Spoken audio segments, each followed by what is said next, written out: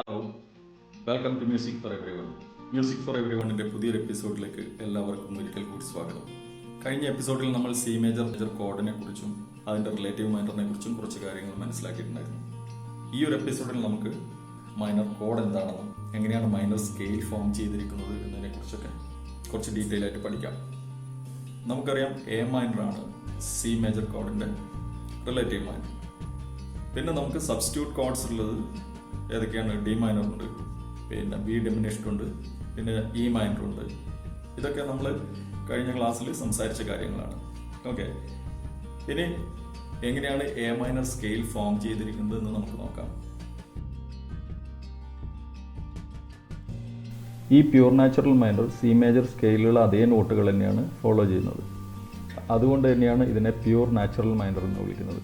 അപ്പോൾ ഡയഗ്രാം ശ്രദ്ധിക്കുക, അതുപോലെ നോട്ടുകൾ അറേഞ്ച് ചെയ്തിരിക്കുന്ന വിധം. അപ്പോൾ 4x4 മിനിമം ബീറ്റ്സ് ആണ് ഇവിടെ കൊടുത്തിരിക്കുന്നത്. 5th സ്ട്രിങ് എ ഓപ്പണിൽ നിങ്ങൾക്ക് സ്റ്റാർട്ട് ചെയ്ത് ഈ നോട്ടുകൾ ഈസി ആയിട്ട് പ്ലേ ചെയ്യാം. പ്രാക്ടീസ് ചെയ്യുമ്പോൾ എല്ലാ നോട്ടുകളും മനസ്സിലാക്കിയിട്ട് പ്രാക്ടീസ് ചെയ്യാൻ ശ്രമിക്കുക. ഓക്കെ,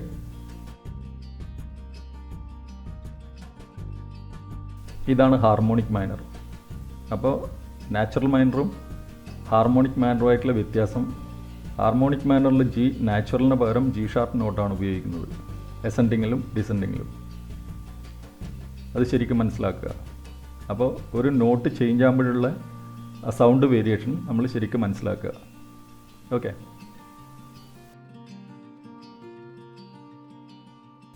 മെലഡിക് മൈനറിലുള്ള വ്യത്യാസം മറ്റ് രണ്ട് മൈനർ സ്കെയിലുകളെ അപേക്ഷിച്ച് ഇതിൽ അസെൻഡിങ്ങിൽ എഫ് ഷാർപ്പ് നോട്ടും ജി ഷാർപ്പ് നോട്ടും ഉപയോഗിച്ചിട്ടുണ്ട്.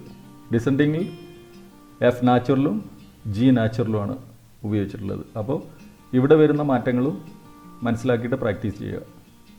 ഇത് വലിയ കാര്യമൊന്നുമല്ല, പക്ഷേ 1-2 നോട്ടുകൾ അങ്ങോട്ടും ഇങ്ങോട്ടും മാറുമ്പോൾ ഉള്ള സൗണ്ട് വേരിയേഷൻ അത് നമ്മൾ ശരിക്ക് അറിഞ്ഞുകൊണ്ട് പ്രാക്ടീസ് ചെയ്യുക. എന്നെങ്കിൽ മാത്രമേ ഇതുകൊണ്ട് നമുക്ക് ഗുണമുള്ളൂ. ഓക്കെ, ആദ്യത്തേതാണ് നാച്ചുറൽ സ്കെയിൽ, നാച്ചുറൽ മൈനർ.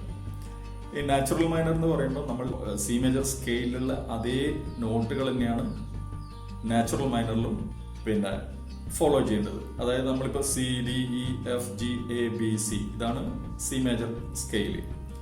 അതേ നാച്ചുറൽ നോട്ടുകൾ വെച്ചിട്ട് തന്നെയാണ് നാച്ചുറൽ മൈനറും ഫോം ചെയ്തിരിക്കുന്നത്.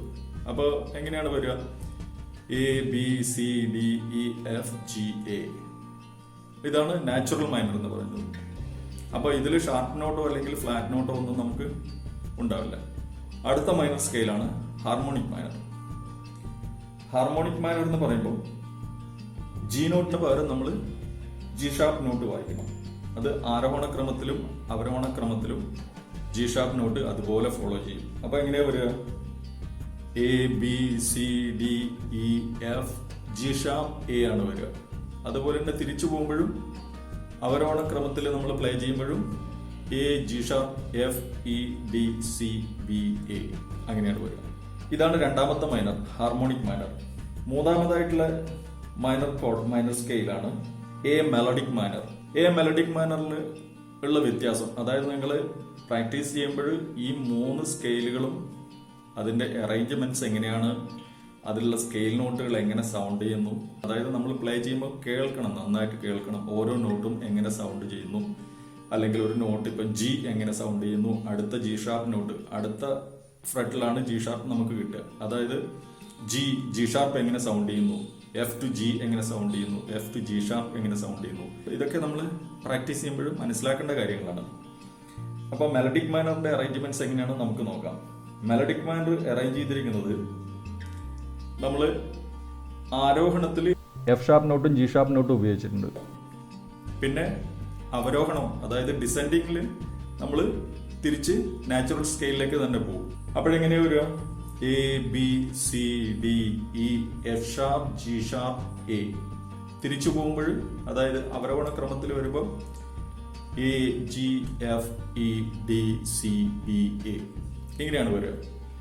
അപ്പോൾ ഈ 3 വ്യത്യസ്തമായ സ്കെയിലുകൾ, എ മൈനർ തന്നെയാണ് ഇതിന്റെ അടിസ്ഥാനം. അപ്പോൾ ഈ 3 വ്യത്യസ്തമായ സ്കെയിലുകൾ, എ മൈനറിലുള്ള സ്കെയിലുകൾ പ്രാക്ടീസ് ചെയ്യുമ്പോൾ നാച്ചുറൽ സ്കെയിൽ എങ്ങനെ സൗണ്ട് ചെയ്യുന്നു, നാച്ചുറൽ മൈനർ എങ്ങനെ സൗണ്ട് ചെയ്യുന്നു, അതുപോലെ ഹാർമോണിക് മൈനർ എങ്ങനെ സൗണ്ട് ചെയ്യുന്നു, മെലഡിക് മൈനർ എങ്ങനെ സൗണ്ട് ചെയ്യുന്നു, ഇതൊക്കെ വളരെ ശ്രദ്ധാപൂർവം നമ്മൾ കേട്ട് പ്രാക്ടീസ് ചെയ്ത് കഴിഞ്ഞാൽ നമുക്ക് ഓരോ മൈനർ കേൾക്കുമ്പോഴും നമുക്ക് മനസ്സിലാവും അത് ഇന്ന നോട്ടുകളാണ് ഇതിൽ പ്രയോഗിച്ചിരിക്കുന്നത്, അല്ലെങ്കിൽ മെലഡിക് മൈനർ ഇങ്ങനെയാണ് അതിൻ്റെ നോട്ടുകളുടെ പ്രയോഗം, അല്ലെങ്കിൽ ഹാർമോണിക് മാനറിൽ ഇങ്ങനെയാണ് നോട്ടുകളുടെ പ്രയോഗം എന്ന് നമുക്ക് ബൈ എക്സ്പീരിയൻസ് നമുക്കത് കേട്ട് മനസ്സിലാക്കാൻ പറ്റണം. അതിനുവേണ്ടിയാണ് നമ്മൾ ഇതൊക്കെ ചെയ്യുന്നത്.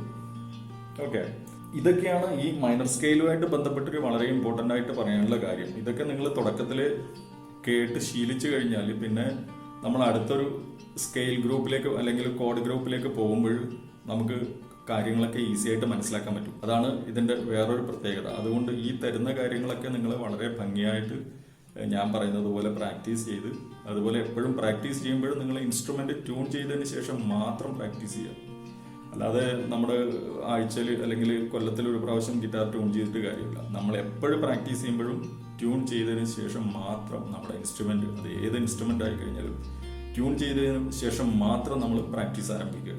അതുപോലെ തന്നെ ഇന്നത്തെ വീഡിയോയിൽ എനിക്ക് പറയാനുള്ളത് മെട്രോണോമിനെ കുറിച്ചാണ്.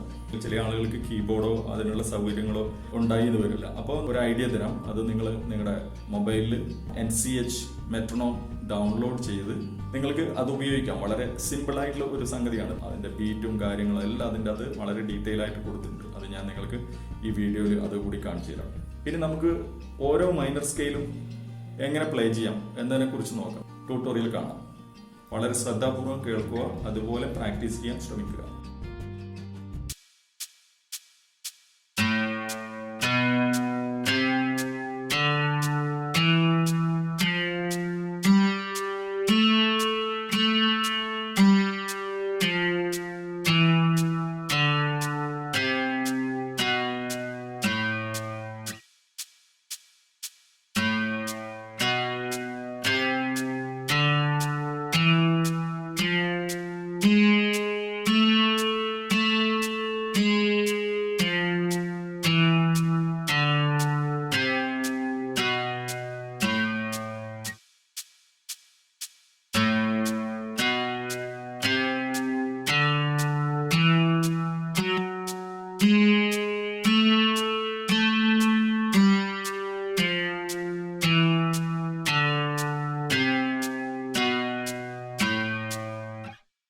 ഈ 3 മൈനർ സ്കെയിലുകളും നമുക്ക് തെറ്റുകൂടാതെ പ്ലേ ചെയ്യാൻ പറ്റുന്ന ഒരു സ്റ്റേജിലേക്ക് നമ്മൾ പ്രാക്ടീസ് ചെയ്ത് കൊണ്ടുവരണം. നിങ്ങൾ ചെയ്യേണ്ടത് ഇത്രയേ ഉള്ളൂ.